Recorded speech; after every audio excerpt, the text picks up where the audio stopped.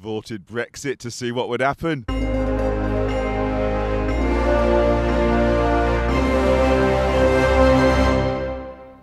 Wednesday, the 15th of November 2017, on a day when the military has taken over in Zimbabwe, but claim it is not a coup and that President Robert Mugabe is safe. What's your view on the situation?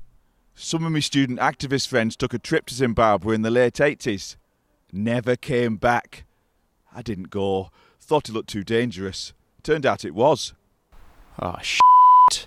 This is going to set me back 6 months. So a man dressed in military uniform captured a television studio and says it's not a coup. Well, that's reassuring. Come on. Chatunga! Get everything on the barge. I don't like Mugabe. I'd never let it get that far. Burn the warehouse. Well, I feel for Mugabe. I had to suppress an uprising of my own last week. Bloody cows got out. I'm not surprised he's been overthrown. I mean, have you seen those ZANU PF outfits? Absolutely ghastly. Not like Idi Amin. Now there's a man who could rock a dictator look. Don't tell me it won't fit on the truck! Because why bother voting when you've got a tank? Australia has taken a decisive step towards legislating marriage equality after a 61.6% of voters in a postal survey approved a change in the law to allow couples of the same sex to marry. How do you feel about same-sex marriage? My first husband was gay. Well, I didn't know that when I married him, but over time I became less involved in our weekly threesomes with his friend Greg. I've got a gay friend now. I live in London. We don't have them in St Helens. Well, about time, really.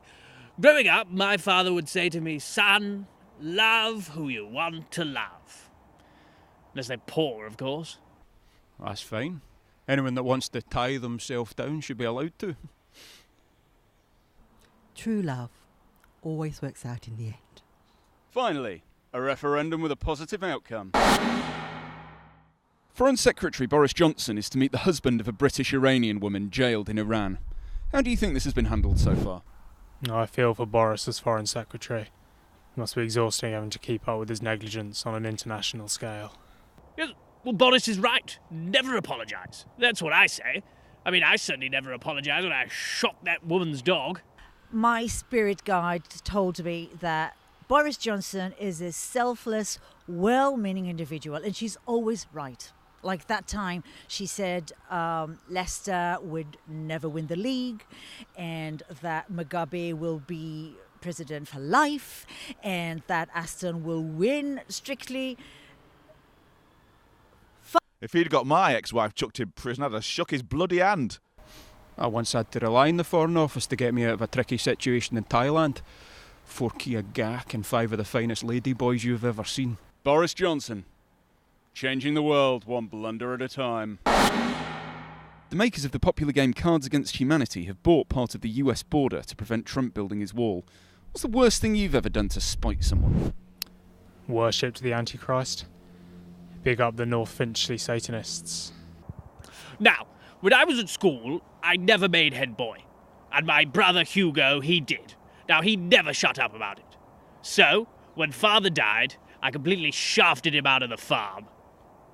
Who's laughing now, Hugo? Remember when the Berlin Wall came down? Who do you think booked Hasselhoff? I once told a client to wear puce and brown. Like, how can you live with yourself after you've done that? You'd never believe me if I tell you. 2 words. Malaysian Airlines. Voted Brexit to see what would happen. Cards Against Humanity tops Trump. See you tomorrow for more British Rationals.